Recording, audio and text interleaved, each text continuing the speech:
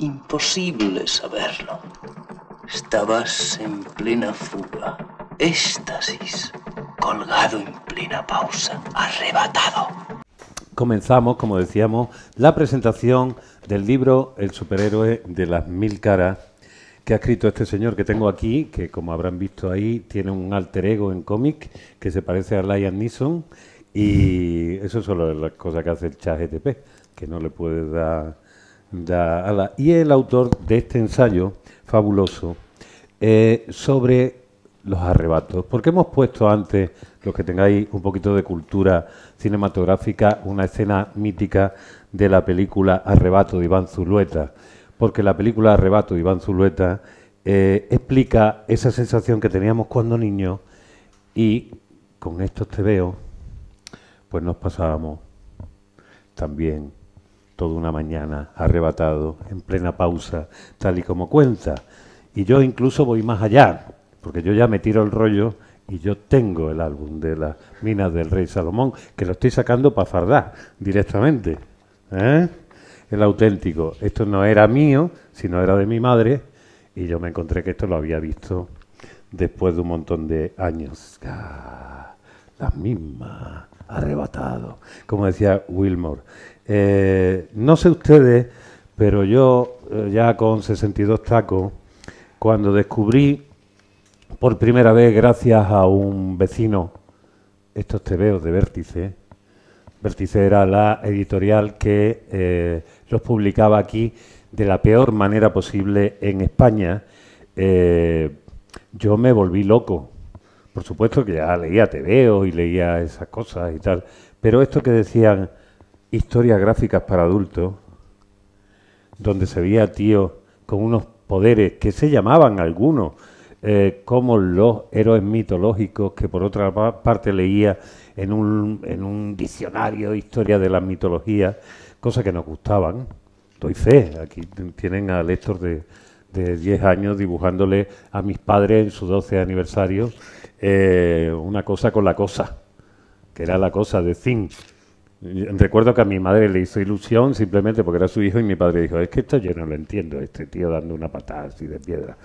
El tema del Edipo nació ahí. Bueno, esta referencia a las minas del rey Salomón y al arrebato no es simplemente una gracieta que se me haya ocurrido. Si he sacado esto un poco para fardar, porque estas cosas es lo que hacemos, de sacar los juguetitos que teníamos de niños, y de esa manera creábamos vínculos, sobre todo los raretes de cierta época.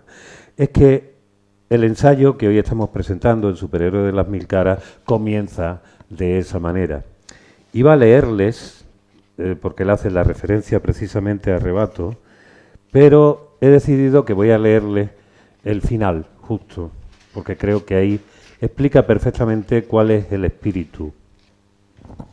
El espíritu de este ensayo. ¿Qué harías si tuvieras superpoderes? La primera vez que escuché esta pregunta fue en el tránsito de la niñez a la adolescencia.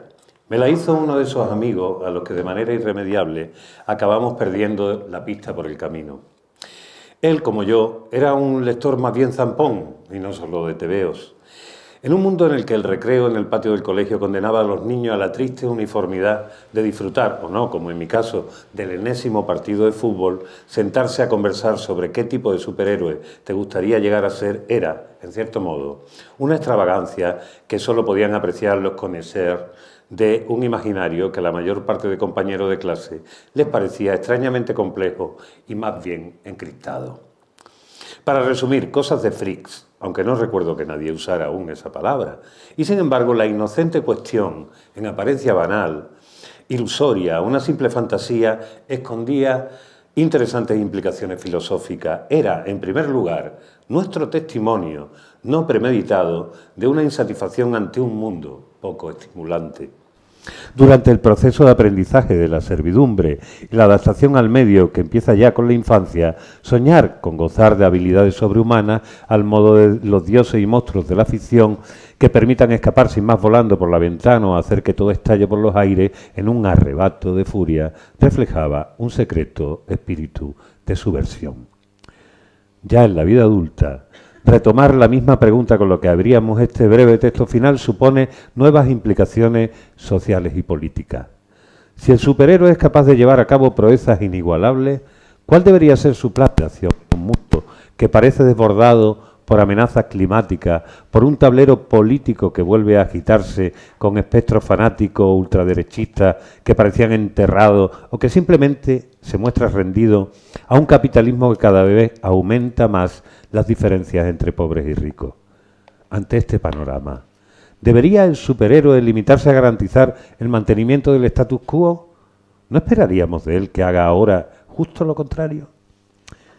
Los superhéroes nacieron en un periodo del siglo XX repleto de incertidumbre y angustia colectiva, cuando existía la posibilidad de que la humanidad acabara destruyéndose a sí misma. Esa vieja sensación de desazón regresa bajo otro aspecto distinto. Los héroes y villanos siguen siendo esas encarnaciones míticas de nuestros miedos y también, ¿por qué no?, de algunas esperanzas. Son, como dijo Henry Corbin, a propósito del símbolo, la apertura a un misterio que nunca puede explicarse por completo, que nunca se agota, y por eso merece la pena seguir pensando y escribiendo sobre ello. Slavoj Žižek dijo en una entrevista con su particular sentido del humor que, al contrario de esos chicos malos que esconden una revista porno en un libro de filosofía, él prefiere guardar un libro de filosofía dentro de una revista porno. Hubo un tiempo en el que los prejuicios hacia la cultura popular hacían que tuviéramos la tentación de ocultar ese tebeo que nos había arrebatado dentro de un volumen en apariencia mucho más respetable. Hoy, sin embargo, sabemos que leer un cómic de superhéroes puede ser también una forma de abrir una puerta a la sabiduría. Enric Ros, ¿y tú qué superhéroe querías ser y quieres ser ahora? Bueno, muchas gracias por este maravilloso prólogo, Héctor, y muchas gracias a todos vosotros. Estoy encantado de estar aquí en la librería Proteo y me habían... El tercer piso de la librería En el tercer piso de la librería Proteo, efectivamente. Me habían hablado ya muy bien los editores, tanto de Héctor como de la librería, y tenía muchas ganas de venir a Málaga y compartir un rato de conversación con vosotros. Y bueno, pues me preguntabas qué superhéroe me gustaría haber sido. Yo no sé cuál quería ser de pequeño, pero sí sé cuál sería ahora. Vale. Uno aparentemente anodino, pero que me interesa por los superpoderes que tiene, que es Cíclope de los X-Men. Y la razón es muy sencilla. Es alguien que no se ensucia las manos. Es alguien que te mira mal, pero te destruye mirándote. Claro. Es decir, cuando ves a alguien que te da rabia su actitud, resulta que puedes frenarlo con un rayo cegador, ¿no? Y eso es como una posibilidad inquietante, pero al mismo tiempo también estimulante para alguien que muchas veces siente que todo se le escapa de las manos, ¿no? Que es lo que le puede pasar al ciudadano común. Oye, y esto que hemos dicho, ha dicho la editorial, está editado por Errata Naturae, que básicamente a mí me parece una de las mejores editoriales independientes, por supuesto, que hay en este país, y donde tú no publicas por primera vez. Porque tú ya habías publicado, habías coordinado además varios volúmenes. Una de las cosas a las que tú te dedicas, eres profesor de guión, eres profesor de historia del cine, y habías coordinado unos volúmenes, uno que queríamos tener aquí pero no nos han mandado a tiempo, uno sobre Twin Peaks y otro sobre Mad Men, ¿no? ¿Era? Efectivamente. Es decir, has estado durante un tiempo y estábamos charlando, estudiando un poco como guionista que eres y profesor de guión que eres, ¿en qué momento las series se convirtieron casi en la narrativa? Parecía que iba a robarle el espacio al cine, a robárselo todo, pero que ha tardado 5 minutos en bajarse el soufflé y ya no tener esa importancia.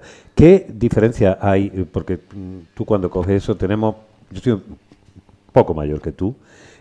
Tú eres de la etapa Forum, ¿no? Yo soy de la etapa Vértice, después continué. Hoy te preguntaba, ¿sigues comprando los TVOs de...? Pues lamentablemente sí.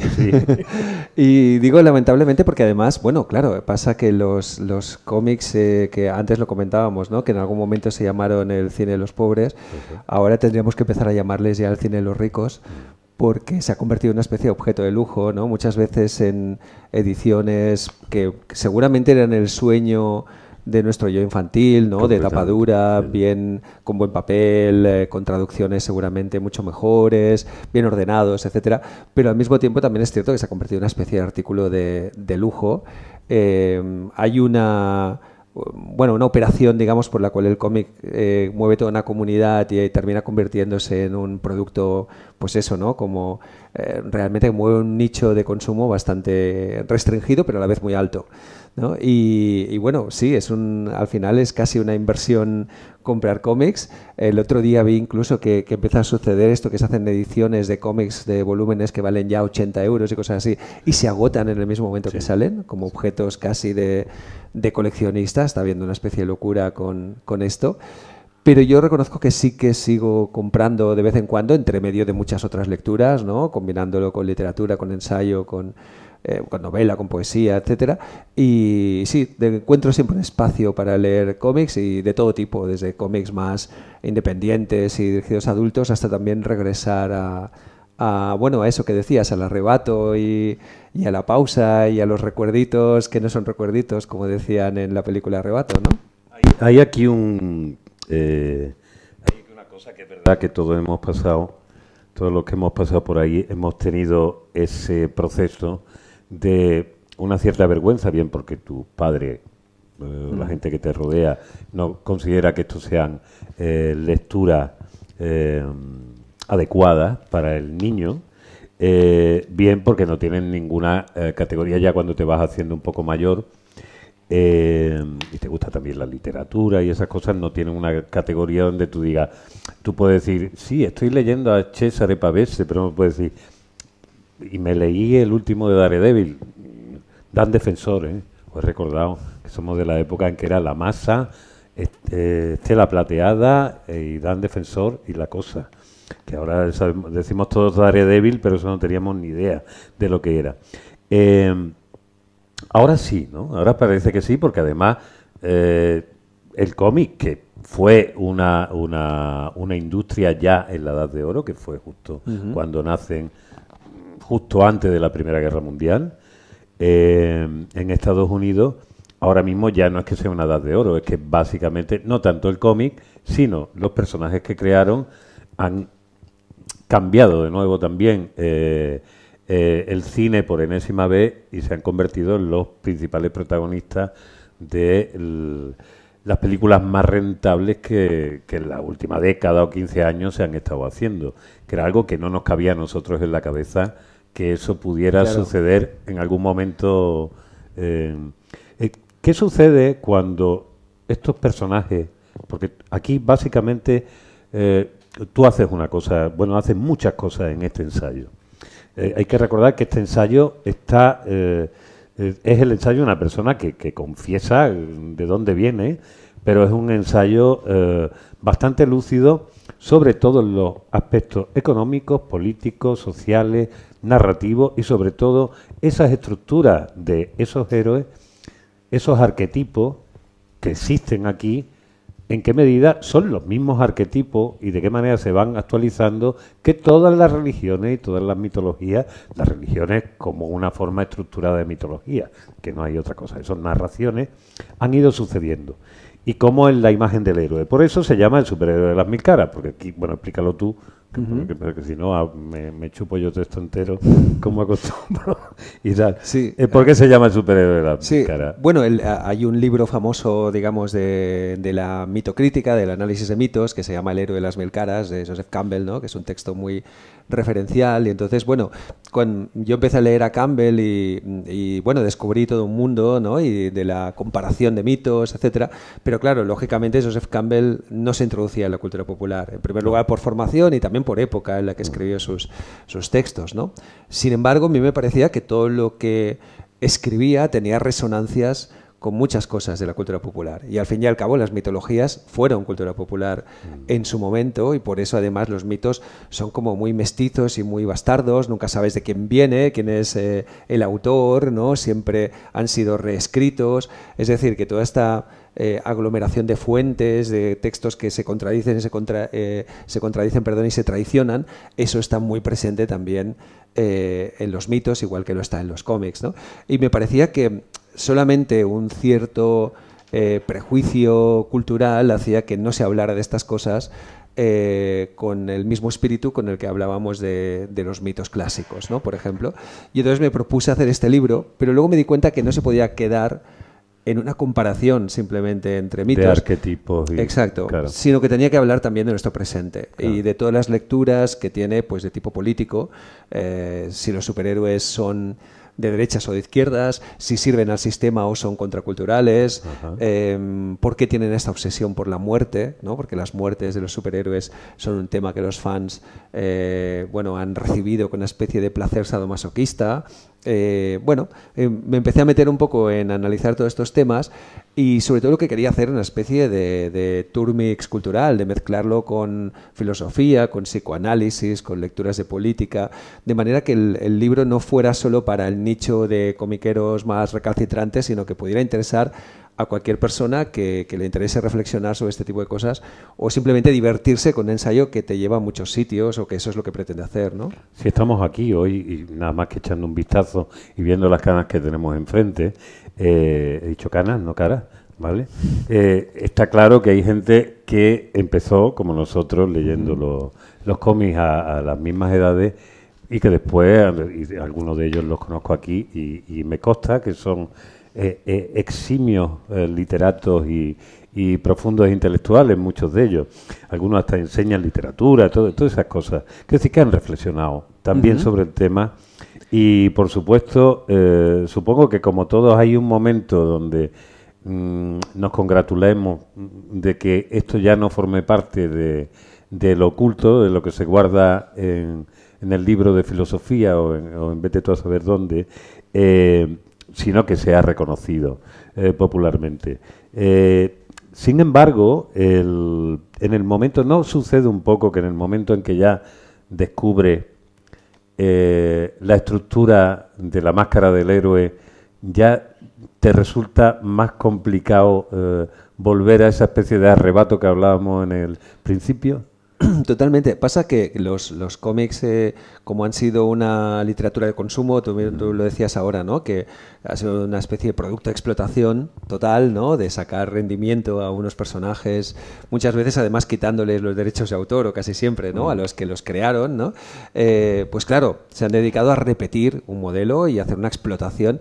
Pero también eso es lo que ha hecho Hollywood al final, ¿no? Con los géneros cinematográficos, claro. Siempre ha sido así, ¿no? Pero en medio de todo ese producto de explotación hay salidas, hay momentos inesperadamente creativos, ¿no? O sea, hay un montón de reiteración, pero al mismo tiempo hay creatividad, ¿no? Y entre esos dos impulsos es... Tú señalas mucho de esos momentos especiales en la historia del cómic, que de alguna manera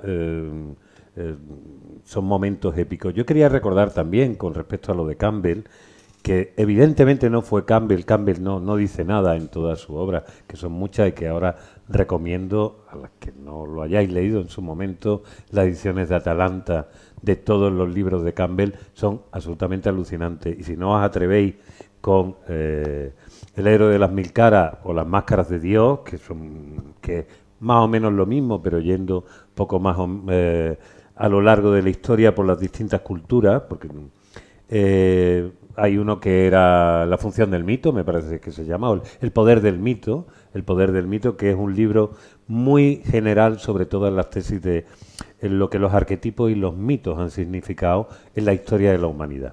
El mito entendido como algo que forma parte esencial de nuestra manera de estar en el mundo. Como somos homus narrativus, por encima de todo, más que seres inteligentes, necesitamos contar, y debe haber alguna especie de estructura genética que hace que se repitan una y otra vez. Las mismas tramas, las mismas estructuras, los mismos arquetipos y los mismos conflictos. Se le va cambiando el contexto y los nombres, pero son siempre las mismas, y no son tantas. Lo asombroso es que no son tantas. Y que el viaje del héroe, con sus diferencias contextuales y culturales, es más o menos el mismo. Eso es asombroso. Pero por hacer el vínculo entre Campbell y la literatura popular, supongo que de todos es muy conocido, y si no, aquí lo recordamos, que cuando se hace la Guerra de las Galaxias, George Lucas lo primero que hace es decir, es que yo he leído a Campbell. Y entonces, gracias a la lectura de Campbell y a descubrir que todo aquello, aquellas historias que no sabíamos cómo nos fascinaban, Campbell descubre, no, mire usted, esto es la búsqueda, el viaje del héroe, el enfrentamiento al padre, todo eso. Y eso lo apliqué a rajatabla y por eso me ha salido lo de Darth Vader y Luke Skywalker tan potente, y a la gente le ha puesto los pelillos de punta. Después ya, evidentemente, los Chewbacca y todo eso, pues son cosas de la imaginación de cada uno y son los que te arrebatan. Entonces, ese círculo donde la cosa pasa de lo popular, de lo genuinamente popular, se eleva a lo elevado. Las historias mitológicas son ejemplo de ello. No sabemos si Homero es una especie de corpus como la Biblia, no tenemos ni puñetera idea cuánta gente lo ha escrito, lo ha reescrito, hasta conseguida con Homero puede ser como una especie de Stan Lee, puede ser la marca registrada para luego meterle... Hombre, si es como Stan Lee,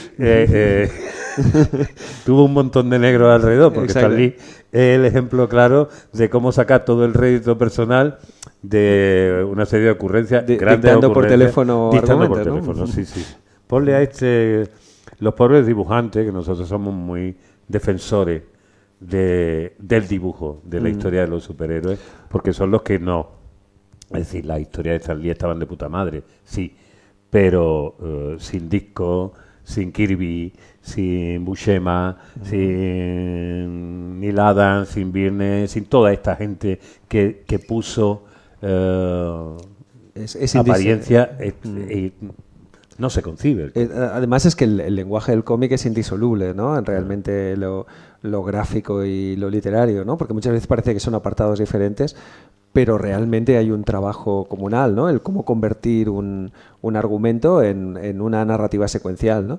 Y incluso te diría que también una cosa que a mí me parece muy destacable y que a veces parece que solo es el final del proceso industrial, son los entintadores. Porque los entintadores dan como una marca de estilo personal y entonces te crean variaciones sobre el dibujante y de repente el dibujante muta según el entintador, porque hay entintadores que tienen una marca de personalidad muy fuerte y de repente crean una especie de estilo híbrido muy curioso, ¿no? Y esto es un poco como el arte manierista, ¿no? Los ejercicios de estilo en torno a lo que ya existe, que empieza como a mutar, y cuando ya empiezas a conocer un poco los estilos, de repente te puede fascinar estas variaciones, ¿no? Yo creo que estas variaciones ahora, por introducir también un tema quizá un poco polémico, creo que han bajado mucho porque lo digital crea un estilo mucho más uniforme. Entonces el trabajo digital con los cómics produce una sensación, a mi gusto, pues eso, ¿no? Muy homogeneizada y le quita esa impronta del trazo. Es como el autotune, ¿no? De la música. Un poquito. Vale. Sí, puede pasar, ¿no? O sea, hay gente que no, que sigue siendo singular, pero porque a lo mejor su intervención en lo digital es como un redondeado final solamente, pero hay algunos que ves que son muy clónicos y son prácticamente indistinguibles, ¿no? Aparte, es que nosotros, es decir, conocemos un cómic, sobre todo, aunque sabemos que el cómic nace antes, un cómic que nace y crece en los años 60 y en los años 70 y son momentos de cambio. Y el cómic sí tenía una cosa, sobre todo la Marvel frente a la DC, aunque después hay un momento donde prácticamente es como el Madrid y el Barcelona, que se están constantemente mirando los unos a los otros, copiándose e inventándose cosas para vender más, por supuesto, pero a la vez ahí había decisiones narrativas muy arriesgadas, que tú señalas mucho de eso. Los 70 y los 70 son una época de cambio profundamente, donde es verdad que los cómics de la Marvel reflejan mucho lo que está sucediendo, que a lo mejor le costaba más trabajo. Bueno, el cine también, el cine de esa época, sobre todo en ciertos autores, también se convierte en un reflejo de lo que está pasando. Cuando todo parece caerse, bueno, pues tienes tienes cosas que no se habían visto antes en los cómics, aparecen por hablar de cosas. En Green Lantern, uno dibujado por Neil Adams, tenemos el tema de la heroína. Exacto. Un superhéroe que se está chutando caballos. Incluso hay uno de estos de Green Lantern y Green Arrow, ¿no? De Flecha Sí. Verde y Linterna Verde, que habla sobre la especulación inmobiliaria que ya había entrado en Estados Unidos, ¿no? Con mucha antelación. Y es pues eso, unos tipos de un barrio humilde que quieren echarles y se intentan organizar. Entonces Green Lantern cree que son delincuentes, pero luego Green Arrow le enseña que no, que quizá el delincuente es el especulador que quiere echarles. Entonces, bueno, todo eso para adolescentes de la época de repente era como una oportunidad de pensar sobre temas sociales complejos que no eran unidimensionales, ¿no?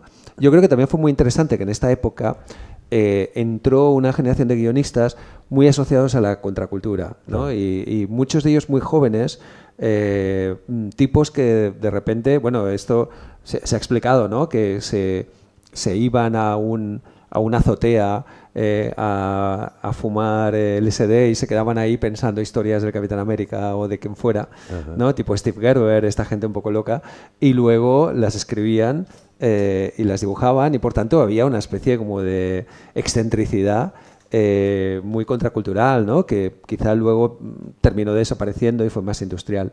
Me ha gustado mucho también lo que decías de Marvel y DC, porque, bueno, forma muy parte de la cultura americana, ¿no? Donde se suele haber esta dualidad que decías Madrid-Barça, que puede ser, pues Pepsi, Pepsi, Coca-Cola, republicano, ¿no? demócrata. Bueno, ver si Apple o Microsoft, todo ese tipo de cosas, ¿no? Pero al mismo tiempo parecía que DC era un mundo conservador, era un mundo más republicano, por decirlo así, mientras que en cambio Marvel era un mundo más cercano a temas sociales, ¿no? Los primeros superhéroes negros, por ejemplo. Sí, pues Pantera Negra, T'Challa. Efectivamente. Realmente es que surge a la vez, poco más o menos, y yo no he llegado a saber si el nombre Panteras Negras viene del superhéroe o es viceversa. Eso Yo leí que habían sido los Panteras Negras justamente los que habían leído los cómics, pero no sé si es cierto. O sea, que se habían inspirado leyendo los cómics de... Vamos a quedarnos con eso porque pero queda bonito, ¿no? Hoy nos conviene eso, que sí, que los Panteras Negras leyeran a T'Challa. Sí. Pero no estoy seguro, ¿no? Pero era un elemento curioso, ¿no? Cuanto menos que que les hubiera influido la lectura de los cómics, ¿no?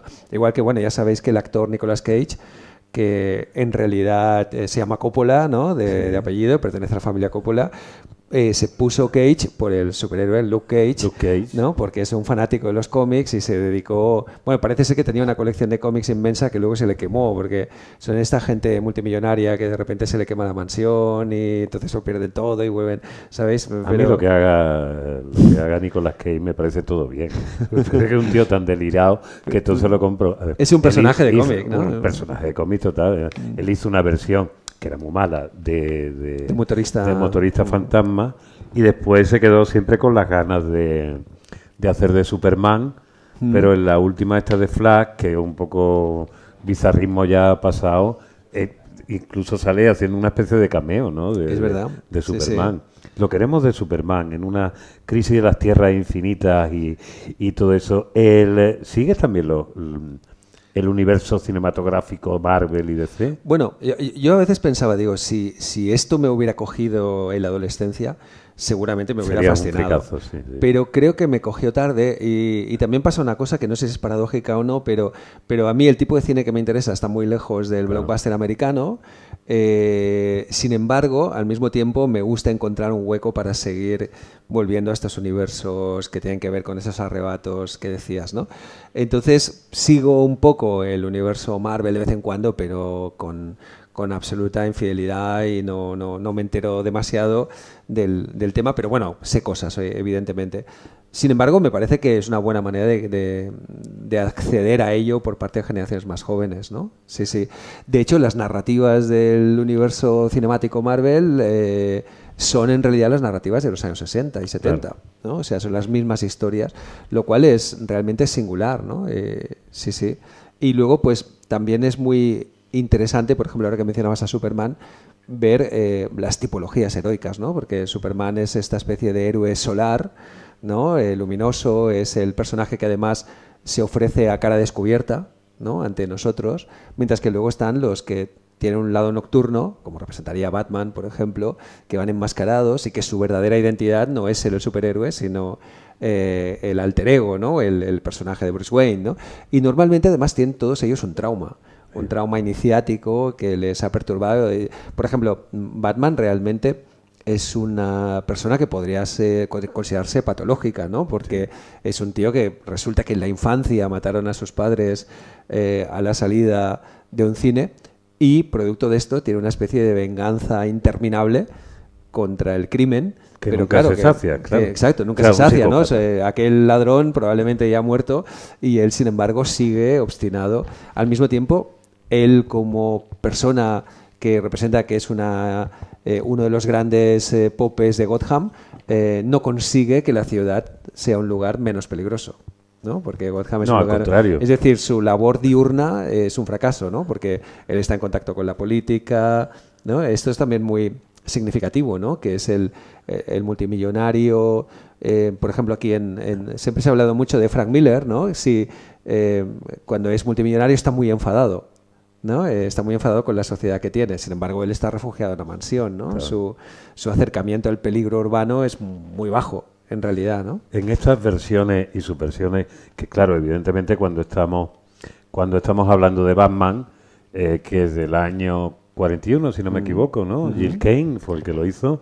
Primero, Daredevil, evidentemente otro de los personajes, en este caso, Steve Ditko fue el primero, ¿no? Que dibujó a Daredevil. Es la versión de Batman de Marvel, muchos años después, los años 60. Sin embargo, esta cosa que después, como cuando dicen Jesucristo era Mitra y a la vez era Osiris, y estamos porque todo esto, eso sigue sucediendo. Y además es interesante, yo creo, que este tipo de visión nos sirva para mantener la distancia sobre nuestras propias narrativas, las narrativas en las que acabamos creyendo y acabamos matando. Hubo un Comic Code, una época de censura, como ustedes saben, que una serie de señores que como no tenían otra cosa que hacer, dijeron, hombre, lo de los cómics son famosos, vamos a decir que los niños pueden sufrir trauma y pueden imitar las conductas de los superhéroes. Siempre se decía que había un niño que se había tirado por el balcón creyéndose Superman. Además, majarones lo hay siempre directamente, no hace falta que existan Supermanes. Pero bueno, el caso es que los cómics lo estuvieron controlando. Señal, como ha sucedido con la música popular y tal. Con el cine, Señal, ¿no? Con el ¿no? cine. Código Señal Hays. que ahí controlar las narraciones ha sido siempre algo que al poder le ha interesado, ¿no? Y es estupendo cómo el poder se zafa. Aquí Frank Miller directamente hace en El hombre sin miedo y en otras series la versión de El Señor de la Noche de Batman. ¿Qué es lo que le añade? Y esa es una de las cosas interesantes, que esta especie de copia, recopia y versiones, ¿qué le añade? Que encima Daredevil, como tú dices, no es rico. También es huérfano. Es el hijo de un boxeador. El hijo de un boxeador. Acabado, además, ¿no? Y después es ciego. Es decir, esta cosa de enfrentarte, y su alter ego es la defensa de los más necesitados. Y siempre está con la pulsión de la violencia. Ahora mismo, es decir, la serie que están echando en estos mismos momentos de Daredevil, que intenta recuperar el espíritu de la que hizo Netflix de la Marvel, sigue bastante bien. Y entonces tenemos el enfrentamiento del Kingpin, de ese gran personaje mafioso, que se convierte en el... digamos, en la némesis de Daredevil, como eso. Y vámonos a Kingpin. Los villanos. Hay una cosa que realmente al final, aunque no identificábamos con los héroes, el peso final son los buenos villanos. Efectivamente. ¿Cuáles Sí, son sí. tus villanos favoritos? Siempre ha existido una fascinación con el villano. Ahora que decías esto de Daredevil, creo que es muy interesante porque él es abogado en su identidad diurna, pero sin embargo el que teje los hilos de la ciudad es Kingpin, Claro. ¿no? Y toda su labor como abogado. Entonces tiene que ser un superhéroe para combatir directamente con los puños lo que no puede combatir en la sala judicial, ¿no? O sea, una vez más esa sensación como de impotencia del sistema que se transmite en la cultura estadounidense, ¿no? Y bueno, sobre los villanos, efectivamente, yo creo que siempre ha existido en el relato popular una fascinación por el villano, e incluso los villanos como protagonistas de series en el caso, por ejemplo, de la literatura folletinesca, ¿no? Tipo Fantomas, etcétera, claro, ¿no? El Rocambole, todo este tipo de cosas. O si Moriarty y Sherlock Holmes se comería un colín. Efectivamente. Claro. Y no sé, yo siempre he sentido fascinación por ciertos villanos que están un poco, que tienen algunas particularidades, o bien porque de alguna manera tienen una especie de discurso. Por ejemplo, Magneto tiene este discurso de haber sido un judío víctima del nazismo, que estuvo en un campo de concentración, y eso le lleva a una respuesta desmesurada de considerar que como él es un mutante, los seres humanos normales son prácticamente basura, ¿no? Y entonces son sus enemigos, ¿no? Hay que decir que Los Mutantes es una de las, aunque tuvieron que hacer varios reboots, porque al principio no le terminaban de funcionar, no le funcionaban los primeros X-Men, que aquí era la Patrulla X. Los Mutantes quizá una de las grandísimas aportaciones de la Marvel, porque realmente ejemplifica la historia de el distinto, el extraño, el emigrante, ¿no? El inadaptado. Y es también un poco el adolescente, porque claro, el adolescente siente que su cuerpo muta, que deja de ser agradable para sus padres como lo era de niño, ¿no? Porque a todo el mundo le gusta el niño, el bebé es encantador, el niño pequeño también, grande, pero en cambio de repente es grande, tiene mal humor, etcétera, y por tanto ya no es ese hijo encantador al que reconoces, ¿no? Y esa inadaptación está un poco en Los Mutantes, ¿no? Y por ejemplo Magneto de alguna manera hay esa lectura política de compararlo casi con Israel, ¿no? Con decir, bueno, es que Israel es el pueblo de aquellos que fueron víctimas y ahora, a su vez, ¿no? Se ha convertido en el verdugo de exacto, ¿no? Y hay ese tipo de cosas que son muy interesantes, ¿no? Y luego me gustan estos superhéroes que tienen, estos villanos, perdón, que tienen muchas resonancias cósmicas y eso, ¿no? Pues Thanos, Galactus, ¿no? Claro, que alguien devore mundos, pero devora mundos porque es su manera de sobrevivir, pues tiene un lado poético, ¿no? Porque es la idea de que el mundo nos devora a nosotros para seguir existiendo, ¿no? Y por tanto nosotros morimos porque formamos parte de una cadena y no somos nada para la naturaleza por sí mismos, ¿no? Esta idea es devastadora porque tenemos conciencia del yo, ¿no? Pero si no, sería casi lógica, ¿no? En realidad, ¿no? Antes estábamos hablando de Thanos, que quizá la adaptación cinematográfica es una de las mejores versiones de Thanos que existen. Los que hayan leído los cómics de Thanos, el titán loco, venía como un venado que amaba la muerte, que un poco parecía Millán Astray, pero verde y con un escroto aquí en la esta, no. Pero este Thanos es un Thanos con mesura, es decir, es un Thanos maltusiano, es decir, ¿cómo puede haber equilibrio con tantísima gente? O sea, yo lo que quiero no es que le tenga manía a uno, no es que sea, es que creo que la mejor manera, ¿cómo decir sobre unos y otros? No puedo, que se vaya la mitad del universo. Entonces, ese Thanos que quiere salvar al universo cargándose a la mitad, porque muchos somos, y a lo mejor no le falta razón, es un Thanos que se enfrenta sin querer tampoco ser más sanguinario que otros y tal, no es la ambición del villano loco que quiere dominar el mundo por el hecho de dominarlo, no. Este Thanos consigue no sé cuánto, se retira, se quita el guantelete y se va a descansar en no se sabe qué planeta y se vuelve granjero, o esperando, porque ya como es omnisciente, a que le machaquen la cabeza en esta cosa multiversal que tienen los otros. En ese sentido, hay una cosa que nosotros cuando nos llegan determinadas narrativas, yo creo que la narrativa que más nos ha implicado, es decir, esto está montado hoy, Viernes de Dolores, con una cierta intención, como todo lo que he estado montando esta semana, alrededor de, oye, vamos a acercarnos a esta cosa de lo religioso, de lo metafísico, de lo místico, desde muchas maneras, porque todos son maneras, todos son relatos, al fin y al cabo. Aunque los creyentes digan, no, esto fue así, exactamente. Vale, bien. Bueno, pero encaja muy bien en eso que Lyotard denominaba grandes relatos. Claro. ¿No? Ese tipo de relatos que necesitamos, como Dios, familia, trabajo, esas grandes ideas que durante mucho tiempo han guiado al ser humano, ¿no? Y de hecho, como ahora nosotros vivimos en un mundo que ha destruido los grandes relatos, nos ha dejado una sensación de vacío y de incertidumbre, ¿no? Y decimos, bueno, ahora, pues eso, Dios ya no es un relato central, aunque haya gente que pueda creer y tal, por supuesto, pero ya no se organiza el mundo en torno a la idea de Dios, pero entonces en torno a qué lo organizamos, ¿no? Y hay una sensación de indeterminación, ¿no? Tú lo dices al final, por eso he querido leerlo, decir, ¿qué sentido tienen ahora? Porque parece que esta especie de renacimiento, no solo por la fascinación de seres con más capacidades que el resto, sino porque existe una especie de anhelo, de necesidad de quién nos va a ayudar ahora. Es como una especie de proyección ante este mundo que ya directamente nos devora y está lleno de villanos.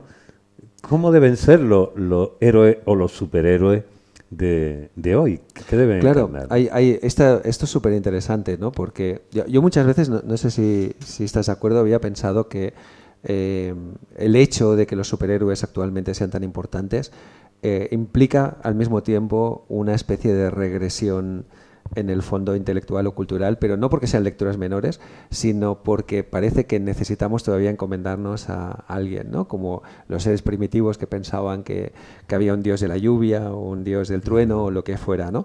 Y tenemos una sensación de que el mundo va cambiando tan vertiginosamente que estas fantasías tienen una función de consolación, ¿no? De alguna manera, ¿no?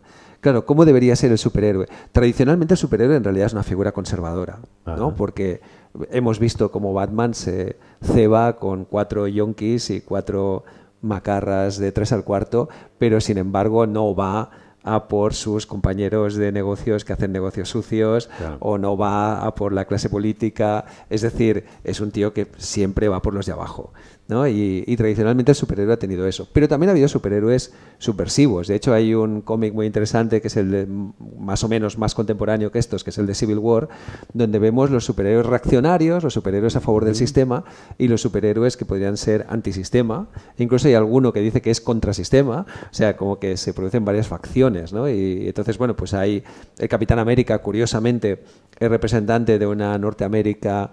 Hay un momento que me parece muy poético, que es cuando el Capitán América descubre la corrupción de Nixon, ¿no? Bajo otra forma narrativa, pero claro, está hablando de eso, que además ocurre en el mismo momento, y destruye su uniforme, que es destruir la bandera americana, ¿no? Las barras y estrellas, y se convierte en el nómada, que es el que no tiene patria. Por tanto, es él renegando de la identidad americana, ¿no? Que eso para un norteamericano es realmente muy fuerte. Es un personaje terriblemente curioso, el Capitán América, porque realmente cuando está creado en los años 42, 43, 44, sí, 42, sí, por ahí, sí, de la edad de oro.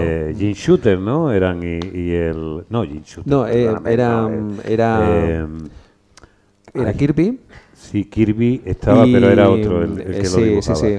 Bueno, básicamente era un dibujo para animar a las tropas en el frente. Era propaganda bélica. Era propaganda bélica del supersoldado, América, tal. Y bueno, pues eso pasa.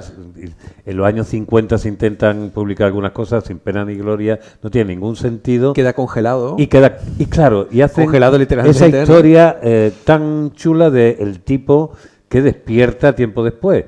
Curiosamente congelado, como decía que estaba Walt Disney, hibernado, ¿no? Es verdad. Y claro, tiene esos antiguos valores también. Claro. O sea, está en un mundo contemporáneo, pero es un hombre de los años 40. Sí, es como Gary Cooper, de pronto, que hace Gary Cooper en medio del Pentágono, o sea, de los papeles del Pentágono. Efectivamente. Y curiosamente, aquel personaje que era un old fashion, que era la América más tradicional y tal, es uno de los personajes que más ha estado constantemente representando de a quién sirvo. Que en el fondo es la pregunta que, por ejemplo, en el mito de Parsifal es la que se hace. Es decir, ¿qué es el Grial? ¿A qué le sirvo? ¿Qué significa? ¿A qué estoy yo sirviendo? Directamente, ¿no? El Capitán América es muy interesante de comparar en Marvel con Iron Man, que seguramente también en parte gracias al actor que lo interpreta en el cine, Robert Downey Jr., se ha convertido en el personaje más carismático para mucha gente, ¿no? Sí. Pero también creo que es carismático por el signo de los tiempos, porque vivimos en un tipo de tiempos donde ahora quizá empiecen a cambiar las cosas, pero durante mucho tiempo la idea del empresario siliconiano ha sido concebido como superhéroe, ¿no? Y ahora creo que estamos viendo a Elon Musk y de repente hemos dicho, igual resulta que esta adoración del empresario siliconiano era muy siniestra y no... pero se publicaron vidas de santos de esta gente, una de Elon Musk, otra del de Apple, de Steve Jobs. Sí. ¿No? Luego se supo que Steve Jobs era un tipo con cosas bastante siniestras también, ¿no? Que son menos conocidas, pero también están ahí. Y bueno, entonces, de alguna manera, esa especie de fascinación de la cultura norteamericana de decir, bueno, tú eres responsable de tu propio éxito y aquí tienes a Iron Man, que es el representante máximo del sueño de un capitalismo, de un turbocapitalismo, ¿no? Y en cambio Capitán América es un señor de los años 40 que representa estos viejos valores y una añoranza de un mundo que se desmorona, ¿no? Y me parece que son dos personajes que en realidad son rivales totales. Son rivales totales, está clarísimo. Y hay un personaje evidentemente que nunca podemos olvidar. Yo vengo aquí, los que me conocen saben que tengo una casa, que en mi casa tengo pintado un Spiderman en la fachada y que se le conoce como la casa del Spiderman. Y no es mi personaje favorito es la Visión. Es la Visión. La Visión, siempre lo fue. Ya contaré también una cosa fundamental que ahí no relata, pero en qué medida el personaje de la Visión, que creo que era Roy Thomas el que lo escribe en aquella época y lo dibuja por primera vez John Buscema, es también muy capital en la cultura popular, por otras razones. Pero Spider-Man es realmente el personaje más famoso, quitando a Superman y a Batman, de la historia del cómic.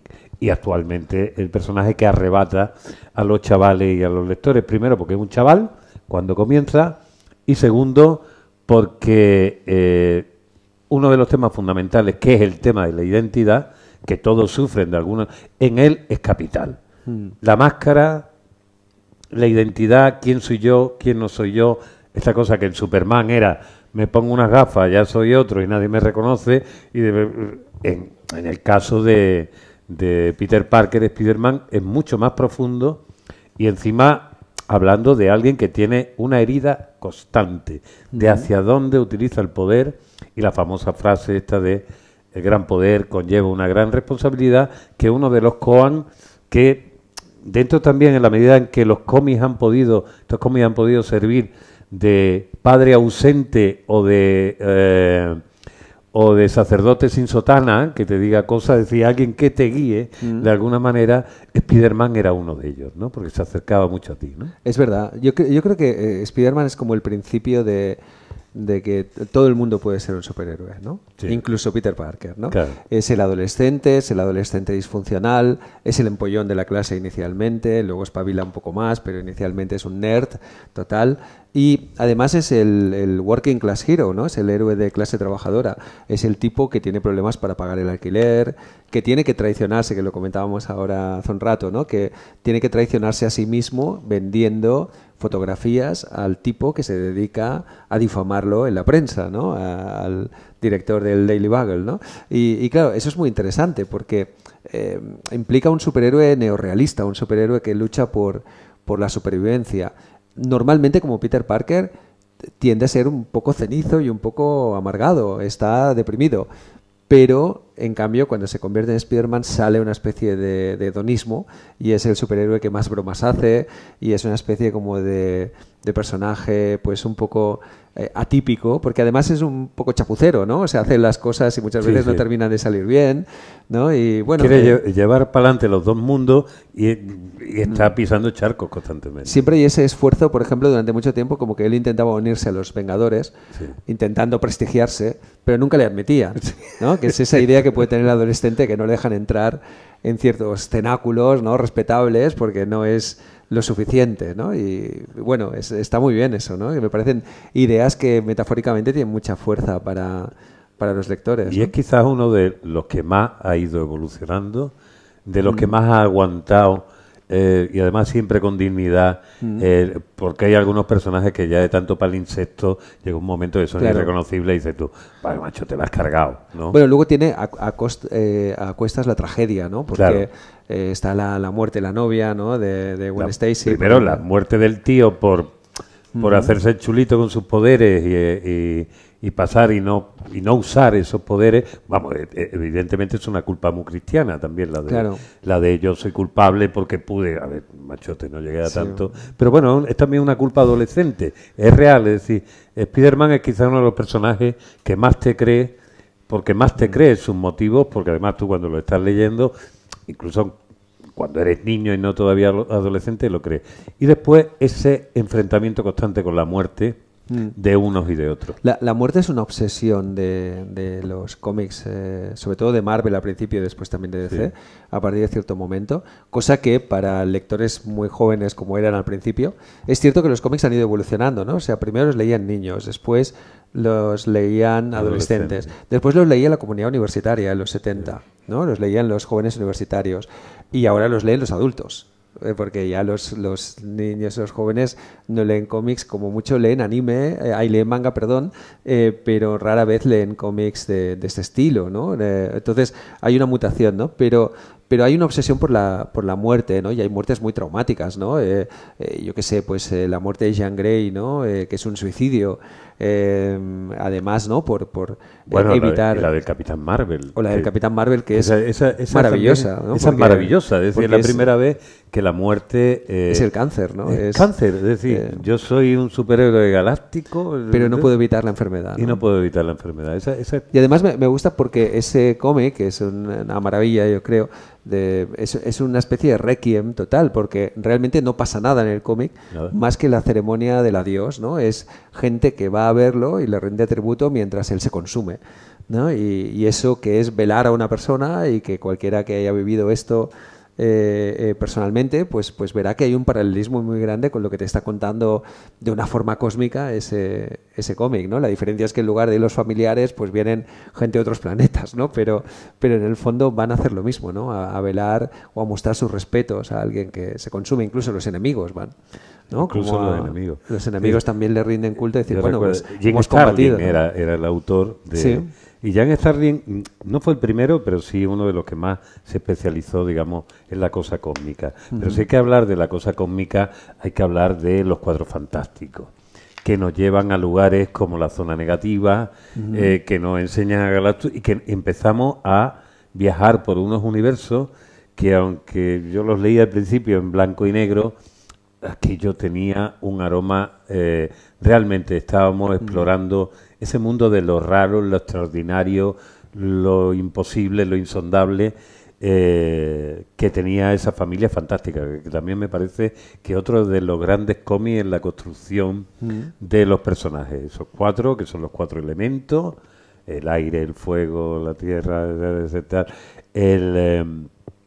Y después construyen la idea de la familia. ¿Cómo puede ser una familia dentro de un mundo donde lo familiar no casa mucho? Es decir, el superhéroe, de alguna manera, aunque se una dentro del grupo, es heredero del héroe artúrico, del cowboy del western, etcétera, etcétera, etcétera, ¿no?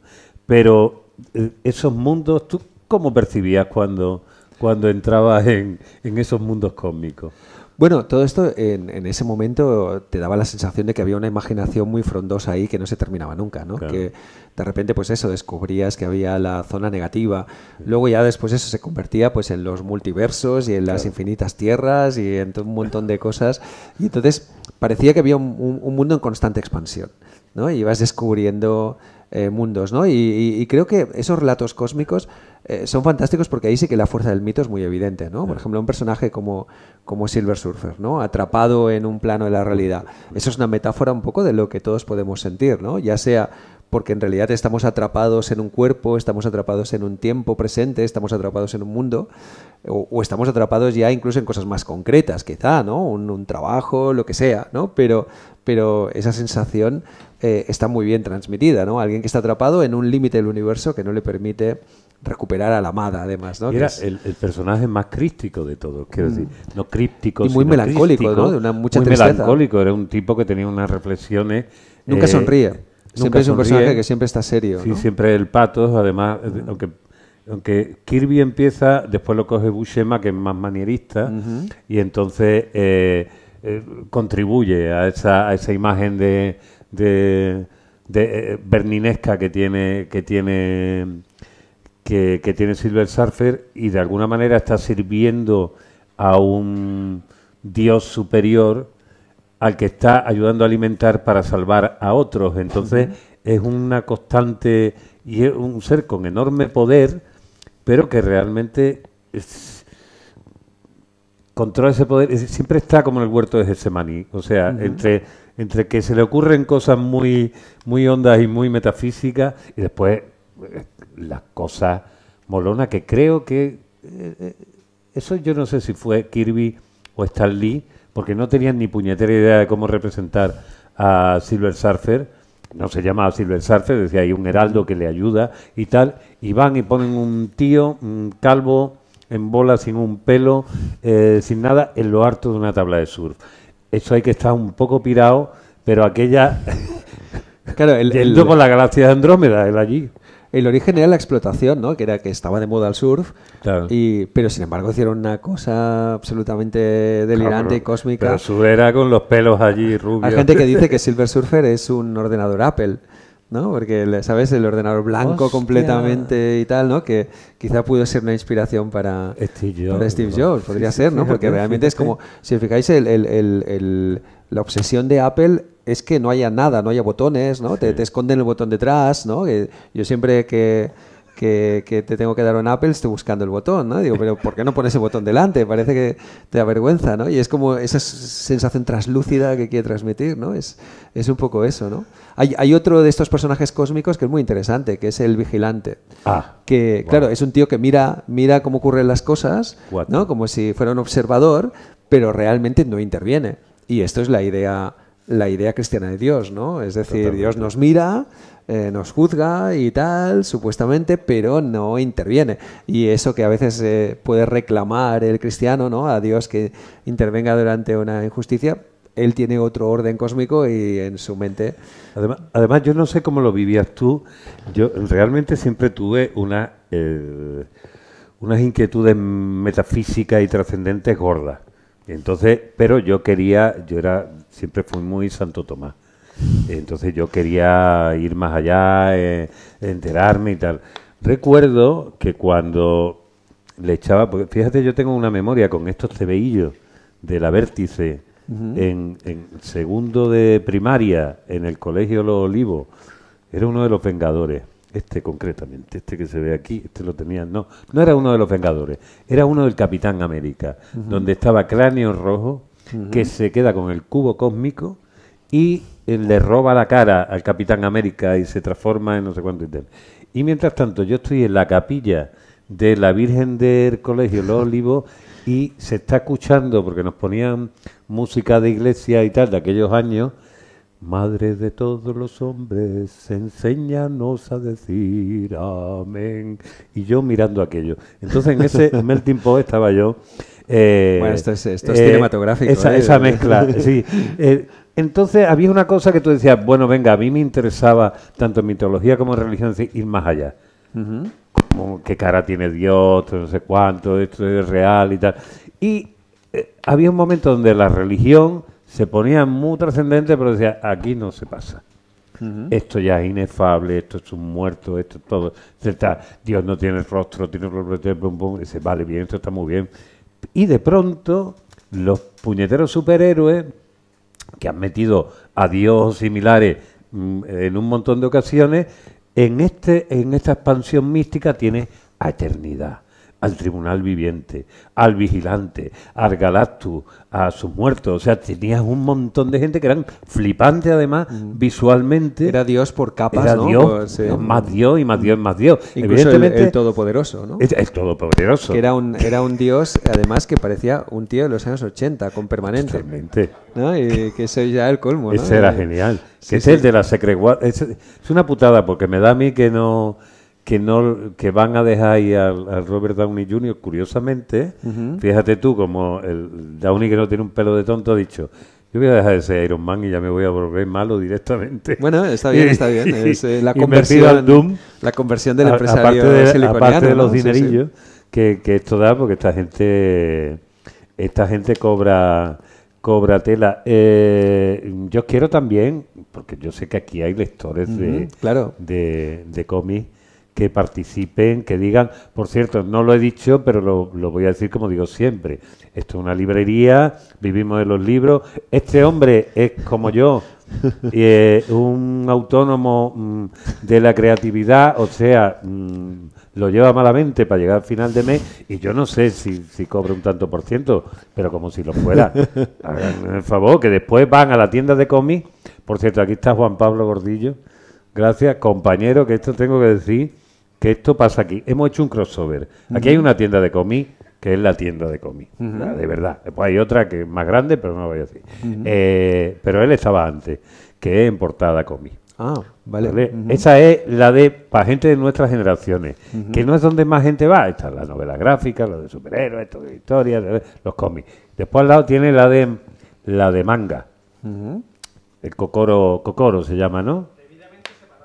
Debidamente separada. Muy bien, muy bien. Que está siempre petada. Claro. Esta cosa. Y entonces ya nosotros somos como los abuelos diciendo, hay que ver las cosas que están leyendo esto con los mangas.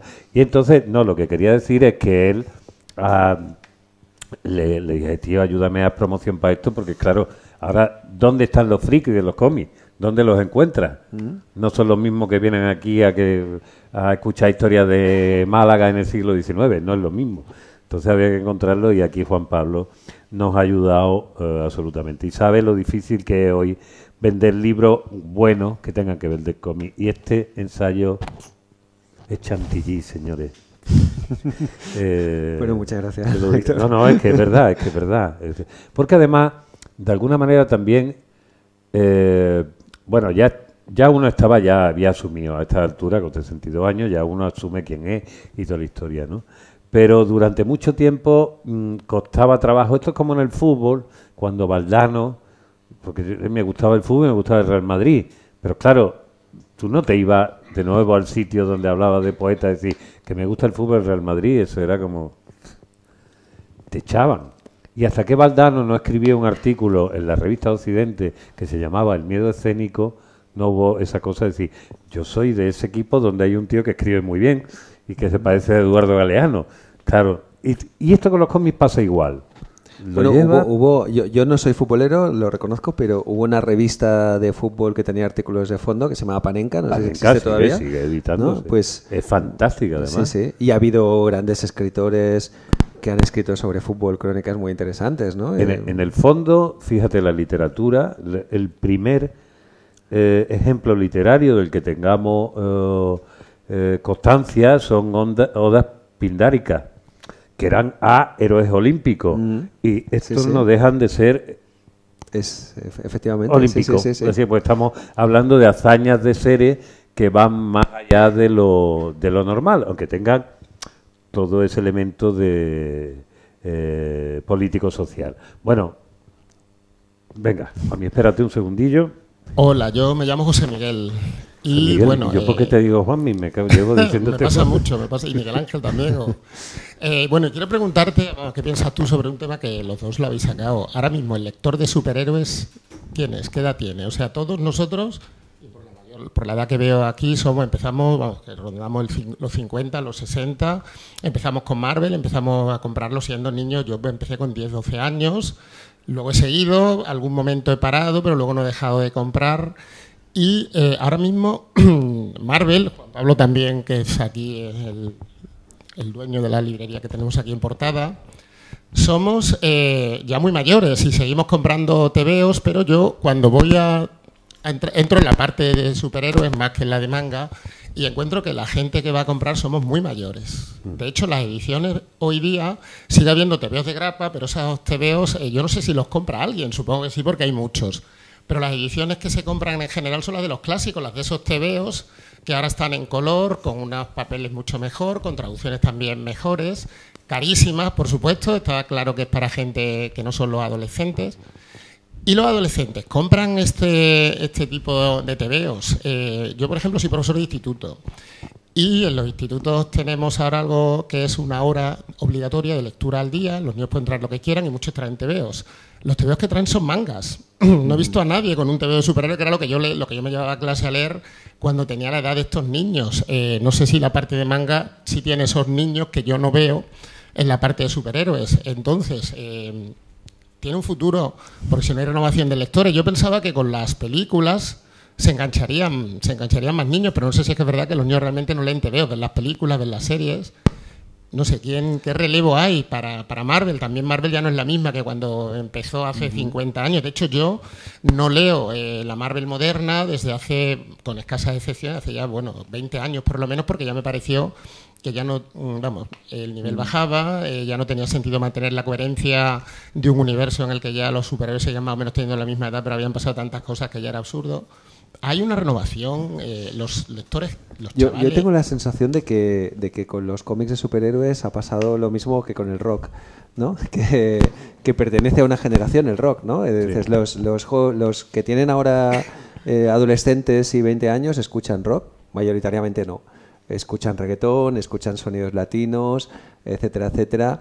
Y el rock se ha convertido, habiendo sido la música más popular de la cultura de masas, en algo minoritario, ¿no? Y el cómic de superhéroes como tal se da esa paradoja que efectivamente las películas han tenido mucho tirón. Digo han tenido porque me da la sensación de que ya se ha saturado todo eso y que ahora ya estamos un poco como ahí intentando ya remover en el fondo del cazo, ¿no? Y creo que ya se ha explotado muchísimo. Pero realmente el lenguaje del manga y yo soy profesor de jóvenes en SCAC, en ECIP, en escuelas de cine que tienen pues eso, lo suelo tener en tercer curso, entonces tienen pues 19, 20 más o menos, 21 por ahí, y realmente sus lecturas hay de todo, pero pasan más seguramente por el anime. Incluso cuando te plantean series, muchas de ellas tienen que ver con el manga, pero muchas de ellas tienen que ver con el mundo del anime. O sea que realmente la narrativa japonesa es mucho más importante para ellos que todo esto, ¿no? De hecho, no hay que olvidar una cosa. Quizás la mejor adaptación desde el punto de vista artístico, estético, gráfico de los superhéroes de Marvel DC son dos películas de animación que hace la Sony que utiliza distintos estilos de animación, pero que están muy influenciadas por el anime. Porque es mucho más dinámica que el multiverso. El cómic Marvel actual, no sé si estás de acuerdo, que también estéticamente se ha mangarizado un poco, ¿no? Como que y todo esto es maravilloso, pero en parte es arqueología, ¿no? Quizá. Y es arqueología para devotos, ¿no? Y mira, ahora que estábamos hablando de arqueología, es que no he estado poniendo la imagen que se me ha roto el visor de foto en el Microsoft. Si hubiera tenido lo de Steve Jobs, el Estela Plateada, pues seguramente hubiera durado más. Esto es una reedición de el Nifuria, que nosotros ya conocemos, que esto es uno de los casos más curiosos. La mayoría de la gente del Nifuria cree que Samuel L. Jackson lo interpreta, pero es que antes se había hecho uno de los reboots que ha hecho la Marvel, que fueron los Ultimates, que era una versión de Los Vengadores, donde le pusieron directamente la cara de Samuel L. Jackson. Es anterior la versión del cómic que después las películas. Con lo cual, pero ya estaba en contrato, creo. Creo que ya estaba en contrato. No lo sé si estaba o no estaba. No lo sé si estaba porque fue como 3 o 4 años antes de la película. Pero Nifuria, al principio, era un tío que venía de la Segunda Guerra Mundial, que nadie sabe cómo se conserva también 20 años después, pero que se convierte en una especie como de James Bond con malla y tuerto. Y esta es la época de Gene Steranko, que es uno de los grandísimos artistas, otro manierista. Introduce cultura pop, pues estética pop, surrealismo. Esto es pop, esto es puro pop. Si alguien quiere ver lo que es el pop, y claro, nosotros cuando lo veíamos aquí, que esto quiero recordar, también para que la gente sepa, teníamos unas portadas fantásticas que hacía López Espi, pero cuando tú veías aquí, esto estaba en blanco y negro, eran Y remontado, ¿no? Y remontado. Sí, hay algunas, aquí se ven algunas.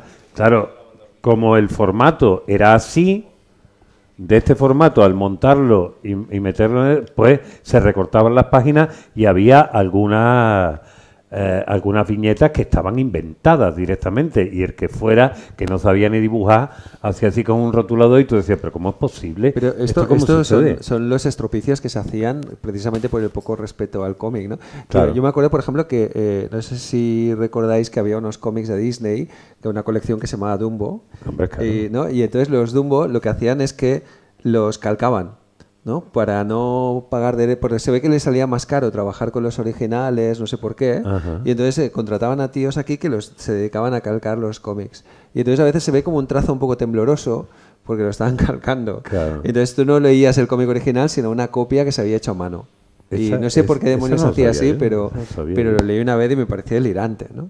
Los Dumbos, donde había uno que... Me acuerdo de uno que me hacía mucha gracia, que era Andes lo que Andes, no Andes por los Andes.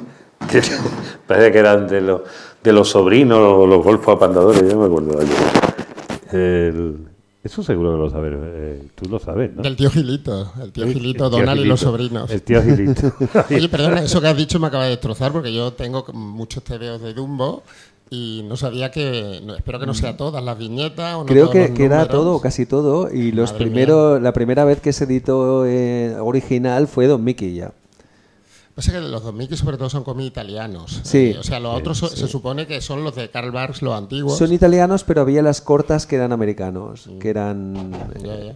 Sí, había un poco de todo ahí. Cuando llegue a casa voy a revisar esos TV a ver si Pero sí, no, vas a ir a tu casa y lo vas a quemar todo. No, pero No. ya verás que tiene como a veces un trazo un poco Ya. imperfecto, que no tiene el acabado... Bueno. Pero bueno, sí, es una cosa curiosa. Tremendo. Cosas que se hacían en las ediciones españolas antiguas. Creo que era por un problema de los envíos del material, o no sé qué era, pero les salía muy caro y lo hacían así, sin ningún respeto al No original. pega con la edición española de la época, sí. Sí. Es que ahora que estoy viendo aquí... No, esto es una maravilla, Franco, sí. Es que, a ver, tú que hablabas antes del LSD, esta gente se lo metía así, a puñadicos, como los Kikos. No, esto es efectivamente es Este cultura era pop y impresionante, la mayor parte de impresionante. páginas son convertibles en cosas que podrías tener colgadas. En grandes pósters, sí. claro. Como le he enseñado, yo tengo parte en mi casa, en los muretes, tengo reproducidas algunas viñetas en grande, en graffiti, con una grafitera malagueña. Tienes que hacer un tour ya de... Sí. un tour vecinal, ¿no? Tour vecinal. Hombre, sí, voy a cobrar algo Y porque cobrar luego entrada. con esta historia. y cuando tú llevas a escala esas viñetas que tenían este tamaño original, algunas un poquito mayor, te das cuenta de que es algo que no nos cansaremos de decir. No solo era el cine de los pobres, era el Museo del Prado en algunos casos. Sí. Evidentemente no todos los artistas tenían el mismo Incluso nivel de pericia, pero es que había algunos ahí. El mundo de las tiras de prensa, ¿no? que es anterior y tal, que también es un mundo que no interesa a los jóvenes y que para mí son como... O sea, de la misma manera que allí hay los John Ford y los Raúl Walsh, o sea, equivalentes en el cómic, ¿no? Alex Raymond. Little Nemo en Slumberland, Aquello es una maravilla, ¿no? Eso es una de las cosas más maravillosas artísticamente hablando. Una Se cosa hicieron que una estupendas las ediciones planchas, sí. que yo guardo ahí como si eran cosas que costaban 100 y pico euros, pero era una auténtica maravilla. Dices cómo trabajaba esta gente, el de Winsor McCay.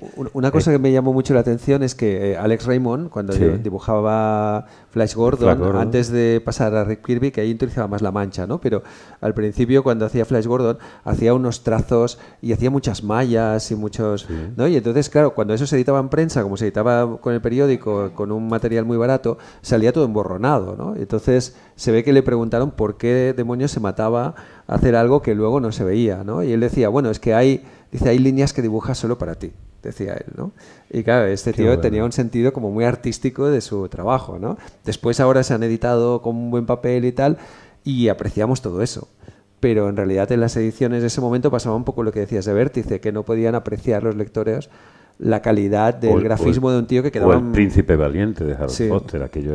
Había unos dibujantes absolutamente descomunales por hablar de historia de Will Eisner, ¿no? Con su Spirit. Eso era algo que tú decías, hostia. Y ahora ya no tengo tan claro que hayan logrado ese estatus. Me parece que los dibujantes siguen siendo, dentro de todo, los grandes olvidados, y hablo de estatus artístico, trabajando sobre eso, de ese nivel estajanovista, porque en el fondo dice, si imaginamos algún tipo de dibujante de cómic, ya no salimos de superhéroes, lo que sea, que haya obtenido un reconocimiento, quizás Hergé, a niveles ya sea el más reconocido de todos. Y Moebius, sí, evidentemente, y Moebius, es verdad. Pero que son gigantescos. Tenemos pregunta aquí. Ay, sí, pregunta, pásale el... Y tú también, Pedrito. Todo. Yo no tuve la suerte de leer muchos cómics. En mi casa no había ambiente ni dinero para eso, entonces no. Y ahora últimamente me he acordado de algo que ya sí empezó a influir en mí. José Luis Cortés. No sé qué... La aportación de este hombre en el conocimiento de acercamiento del Evangelio, de estos varios libros que tiene, no sé cómo está eso recogido. ¿Cómo? ¿Tú controlas? Yo no... José Luis Cortés. Sí, José Luis Cortés. ¿Un dibujante? Un dibujante que hizo varios libros de vida de santos. Ah, vale. Uno de los libros, sí. qué bueno que viniste, refiriéndose a Jesús. Y entonces marcó una época de mi adolescencia. Pues yo confieso mi ignorancia. Supongo me está apeteciendo que nosotros saber algo que estudiamos en colegios de cura, ya lo de irnos después a ver cómics de cura, hay que reconocerle que a los curas y a los sacerdotes tuvieron una parte importantísima en la formación. Pues yo me acuerdo, era muy niño y había una cosa que se llamaba la congregación, cerca de Pozos Dulces o por allí, donde un vecino mayor que yo, que fue el que me introdujo en el mundo de los cómics, decía, métete en la congregación, y ahí se podía jugar a las chapas y había un montón de tebeos de todo tipo. Los curas tenían tebeos, pero ahora ya los tebeos de santo, que sé que a ver los hubo, yo no los practicaba mucho. No era en eso que comentaba de el cómic contracultural, el cómic clásico de mantenimiento del desorden establecido, el contracultural, que claro, eso que yo hablo de Cortés, pues fue una época en la que se te rompía la figura clásica de Jesús. Y, claro, entonces, claro, para mí fue muy renovador y muy sugerente para la generación mía. No, y de hecho, para mi generación, lo que pasa que no tanto en el cómic, sino hay que ver la figura, por ejemplo, de Jesucristo convertido. En mi época uno de los póster era el Se busca de Jesucristo, por no hablar de Jesucristo Superstar, que te prohibían verla y te decían que era pecado verla y cantar aquellas canciones, porque aquel rock and roll blues soul que tenía la banda sonora de Jesucristo Superstar, que además lo hacía originalmente el cantante de Deep Purple, que era uno de la banda de rock and roll. Yo me estoy acordando ahora mismo, con motivo de las procesiones, una de las viñetas, pues era que precisamente la puse yo en la tarjeta de mi invitación cuando me ordené de cura. Y entonces era pues una viñeta de María, subía en un trono con una fregona, diciendo, el que quiera ser el primero, que sea el servidor de todos. Ya bueno, una mujer. Qué bueno. Y entonces, no sé. Pues, desconocíamos, pero vamos a tener que investigar. Un tema que hay que investigar. Pepe. Yo, mira, es que... Pepe Melero, di tu nombre. Bueno, sí, mi nombre es José Melero. Bueno, yo es que no soy muy dado a intervenir en este tipo de cosas, pero que es que veo que es que como no diga algo, no voy a tener otra oportunidad en mi vida de decir lo que voy a decir ahora. Es decir, yo la primera vez que leí un cómic, que fue de Vértice, yo tengo 64 años y empecé, el primer cómic que yo leí fue con 9 porque pillé Sarampión y mi madre compró en un kiosco un TVO de Los Cuatro Fantásticos y me lo regaló. Y yo aquello significó tantísimo para mí, es decir, fue una cosa que cuando la leí que quedé fascinado de por vida. Es decir, yo empecé a comprar la colección que ya estaba empezada y tengo una serie de recuerdos míos vitales ligados a los cómics de toda la vida. Es decir, para conseguir el resto de la colección de los Cuatro Fantásticos, yo vivía en el barrio de la Trinidad y había una tienda de cambio de tebeos. Claro, que no sé si lo habéis vivido esto alguno. Sí, que por peseta y media tú llevabas un tebeo y te llevaba otro. Y entonces yo fui completando mi colección cambiando tebeos. Claro. Y aquello era una cosa fascinante, que te sacara el tipo de la librería un montón de tebeos usados, tú buscabas, entregabas uno que no querías y te llevaba otro. El viejo de carretería. Era una maravilla. El viejo de carretería. Era una cosa. Después tengo amigos que es que me ha recordado que yo metía muchos amigos míos, los metía en el tema del cómic y sus padres no los dejaban leer tebeos porque decían que deformaba la mente y que aquello era como súper perjudicial. Y yo tenía las colecciones en mi casa y ellos las llevaban a sus casas metidos en la espalda o en las maletas y las leían en los baños, exclusivamente en su cuarto de baño. Como la revista porno. Porque no se podía leer en otro sitio, ¿no? Y yo desde entonces es que he leído tantísimo, o sea, mi vida ha estado ligada al cómic. Yo soy un lector empedernido de ensayo, de novela, de todo absolutamente, pero el cómic es un vicio que no me lo puedo quitar. Es decir, yo tengo 64 años y no encuentro explicación de por qué yo voy todavía en portada y todos los meses soy de los que compra las grapas y como tengo más dinero me llevo más que nunca. y yo es una cosa que lo sigo leyendo con fascinación, me encanta. Es decir, el lenguaje del cómic, los personajes que los llevo, tengo colecciones desde hace casi 55 años, que tengo las mismas colecciones. Lo he leído todo, todos los autores. Y leo con deleite los autores, los dibujantes, los disfruto, los guionistas. El que se han llevado al cine, para mí eso supuso... Es decir, yo la primera vez que me senté allí vi Los Vengadores, la Patrulla X, fue con un éxtasis. Es decir, una cosa de verdad, ¿eh? O sea, tremendo. Y me emociona, y con esto acabo, oír hablar... Verá, estas conversaciones que estamos teniendo de puro friki... solo se oyen en tiendas de tebeo. Es decir, tú te vas allí y hay un tipo que se pega al tipo que está vendiendo y le dice, pues he estado leyendo la última no sé cuánto de Daredevil, que es que no sé cuánto, sí, porque la capa no me gusta el modelo, que dice, tú no veas la fricada tan terrible, que yo lo oigo y huyo de eso.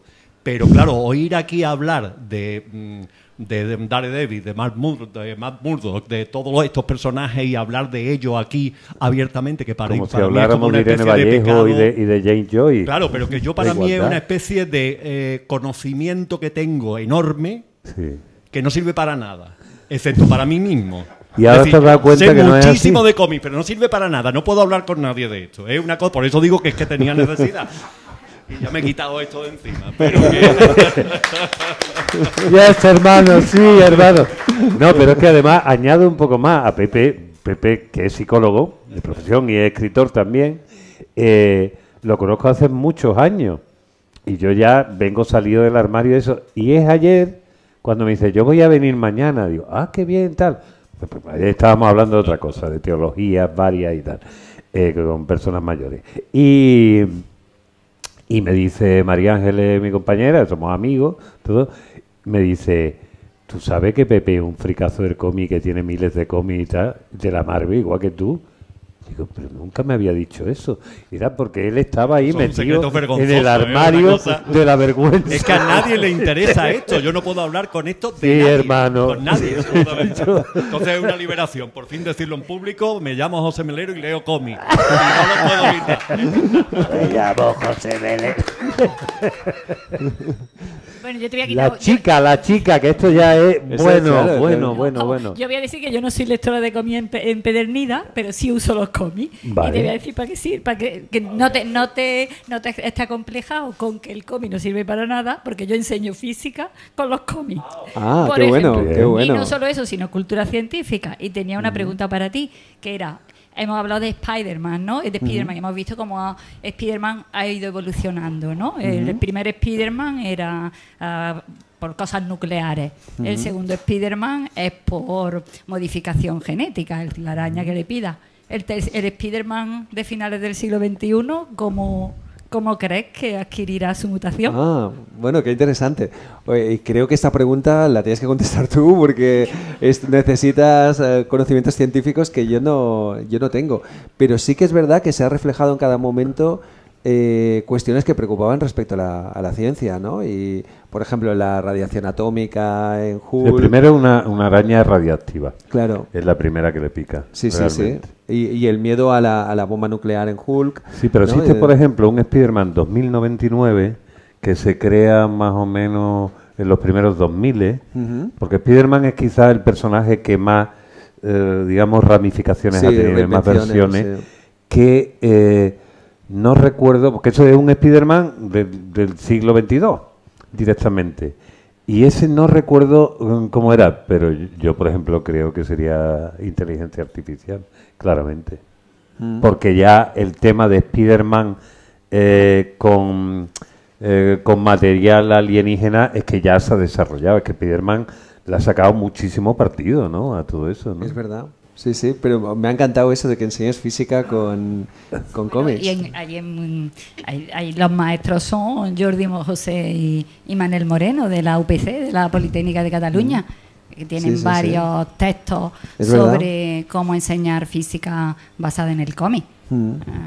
Sí, súper interesantes. Qué bueno. ¿Y te estudian más los chavales cuando...? Igual, ya se han dado cuenta que le va a hablar de los neutrinos. Son como los designios del Señor, inescrutables, ¿no? ¿Y qué opinas de...? O sea, quiero decir, ¿crees que hay algo que se sostenga mínimamente científicamente? Sí, claro. Vamos a tener en cuenta que los cómics es una forma literaria y refleja la esperanza y los miedos de la gente ante los avances científico-tecnológicos. Y entonces ahí hay una base real, ficcionada, ¿no? Un poquito de licencia poética, pero siempre hay algo detrás, ¿no? Sí. Muy bien, muy bien. ¿Qué más? Julio Verne no tenía tanta precisión. Cuando es verdad. Es verdad, es que a los cómics le ha caído tal nivel de negatividad. Cuando tú dices, joder, hay muchas cosas... Bueno, es heredar eso que ya estaba en el romanticismo, ¿no? Del miedo a lo prometeico, ¿no? Absolutamente. De Mary Shelley, empezando por ahí, sí. tira del hilo, ¿no? Es verdad. Sí. De hecho, las monster movies también son eso después, ¿no? Cuando Universal hace todas esas películas de monstruos. También una cosa muy interesante es eso, el cómo recicla otras narraciones, ¿no? Que, pues eso, ¿no? El de Frankenstein y todos estos relatos góticos luego están también en el no, cómic, y se ven además como hay un momento donde estaban las películas estas de monstruos que las puedes asociar a la primera ciencia ficción de los años 50, son monstruos horrorosos y muy mal hechos. Eso tenían sus versiones que eran mucho más terroríficas porque un dibujo te permite más imaginación y te entraba bastante más miedo, ¿no? En aquello. Parte del inicio de los superhéroes, por ejemplo, Los Cuatro Fantásticos, que creo que es el primero, que sale de la Marvel Edad de Plata en el año 61, lo primero que tiene son esos monstruos de los tebeos anteriores de la Marvel, que eran los personajes principales. Se van enfrentando a los monstruos. Tú vas viendo cómo todos estos seres van avanzando a medida que va avanzando la narratividad y van apareciendo nuevos seres, nuevas amenazas. Y ahora que decías esto de la ciencia, yo creo que una de las aportaciones que encaja más con lo contemporáneo es el transhumanismo, ¿no? La idea del ser que es diseñado, ¿no? Y por ejemplo, Wolverine Lobezno es un poco eso, ¿no? Es un tío al que dotan de un esqueleto para convertirlo en una máquina de matar, ¿no? Y encima lo hace el gobierno, ¿no? Y quizá el héroe diseñado, el transhumanismo, pueda ser una vía en el futuro. No creo que para Spider-Man, pero sí para otros, quizá, ¿no? Los héroes que ya son fabricados para... Hombre, lo biónico hay muchísimo. O sea, los seres que son... Y a mí el ser que antes he dicho que voy a decir algo que era mi personaje favorito, era la Visión. La Visión, era un personaje más de los Vengadores y no el más carismático, ni mucho menos. La Visión es originalmente un androide, un sintozoide, que yo no sé si eso existía, pero bueno, en ese aspecto se tiraba... Bueno, porque sintetizaba lo humano y sí, era una cosa así. Entonces tenía las pautas, originalmente tenía el cuerpo de un androide que ya existía en los tebeos de la Marvel de los años 40, una antorcha humana, que no tiene que ver con la de los Cuatro Fantásticos, y las pautas cerebrales de un personaje que aparece en Los Vengadores al principio, que está entre los malos, pero se da cuenta de que no, de que es bueno. Ah, eso es la calle, estaba yo diciendo que suena. Los tronos. Bueno, con otro personaje, Simon Williams, el hombre maravilla, que muere, pero le conservan las pautas cerebrales. ¿Quién construye la visión? La construye un robot muy fuerte que se llama Ultron, ¿vale? Que se ha visto en las películas de los Vengadores. Pero la visión que tiene, que yo no sé si lo tengo por aquí en algún dibujo. No me he traído el cómic de la visión. La visión, al principio, lo construye este Ultron como un arma masiva. Tiene el poder de controlar su densidad y puede ser un fantasma y atravesar cualquier... o puede llevar la densidad hasta una extrema fortaleza y tener la dureza de un diamante y disputarle a Thor una tanda de puñetazos. La visión, ya digo, aparece en Los Vengadores como un enemigo, pero hay un momento donde se da cuenta de que Ultron es un cabrón y se vuelve contra eso y desactiva a su creador y lo cogen el resto de los Vengadores y le dicen: oye, súmate a nosotros, vente con nosotros, tiene un espacio dentro de los Vengadores. Él es un robot y habla siempre frío, siempre eso. Vamos, tú no lo escuchas, pero te lo están diciendo. Es un su robot voz enamorado. metálica, su voz no sé cuánto y tal. Y la última escena del primer ciclo de los dos textos de los Vengadores es que los Vengadores se quitan las máscaras y le dicen a la visión: oye, que hemos estado hablando y que te juntes con nosotros. Y él dice: gracias. Entonces se ve hablando al Capitán América y a Iron Man diciendo... me pareció notar como un tono de emoción en su voz. Su voz suena metálica y tal. Entonces dice: yo creo, capitán, que si ahora mismo pudieras verlo, te darías cuenta que incluso un androide puede llorar. Y esa era la última escena que tú ves a la visión así, que está echando una lágrima. Even an android can cry. El primer androide que llora. Cuando llora Roy Batty en Blade Runner, las lágrimas en la lluvia, que eso se lo inventa Roger Hauer y tal, eso estaba hecho muchos años antes, esto del año 66, me parece que es cuando... Entonces, es que la visión es un personaje mucho más capital en lo que es la construcción del robot con sentimiento, el robot enamorado, ¿no? Pilla. De personaje de ficción tiene al sucesor de Spock, que es Data, que es un androide que lo que quiere es tener sentimiento, exactamente. O sea, está tú luchando todo el rato por tener sentimiento, al contrario que de Spock, que es una persona orgánica que lucha por no tenerlo. Que lucha por no tenerlo, efectivamente. Además, la visión es para mí como esta idea de la cultura de la diversidad llevada al máximo, ¿no? Porque está casado con una persona... Con una bruja mutante.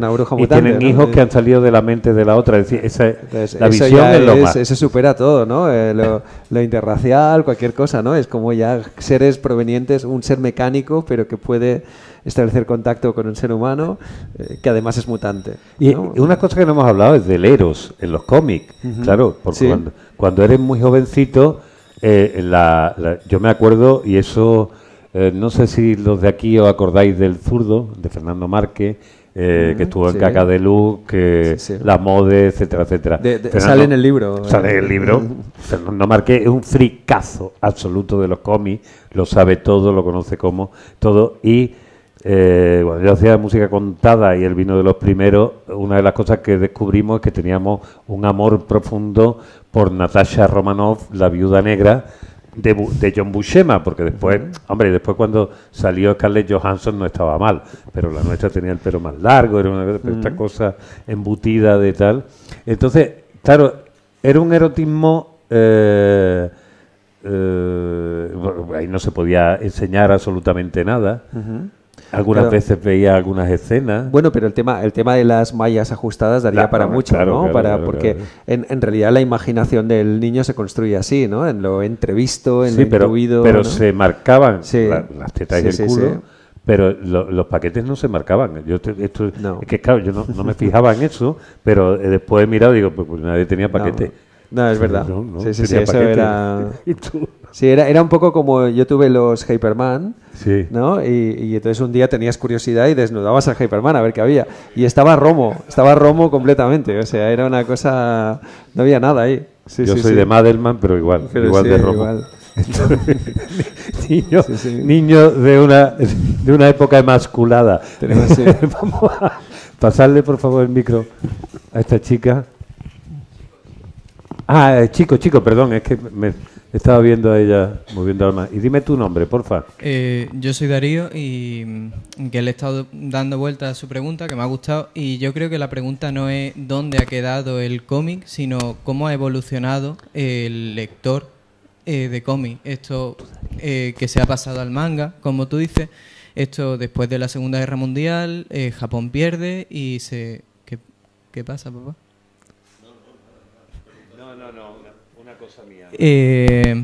Japón pierde y se capitaliza, tiene capitalismo y retoma una de las cosas que tiene, que era el manga, que era escenas de lo cotidiano y ven que lo pueden explotar. De ahí se populariza en Japón y sacan el anime. Lo que creo que llega para que la gente se pase del cómic al manga, lo que creo que primero se pasan a ver anime, a ver todo lo que es el anime, Dragon Ball, Mazinger Z, todas estas cosas, se crea ya la subcultura de lo que sería lo otaku ahora, y de ahí se amplía a lo que al manga, que sería como una especie de puente, el anime para que se pasase el manga. Espera, pero coge el micro que se está grabando. No, que yo también he leído manga, no tanto como leen ahora estos chicos, y a mí me costó trabajo acostumbrarme a leerlo al revés, pero yo veo a los chavales con 12, 13, 14 años que lo hacen con una facilidad que me admira, con lo que me costó a mí empezar a leer más porque no terminaba de acostumbrarme, o sea que ahí sí que se nota.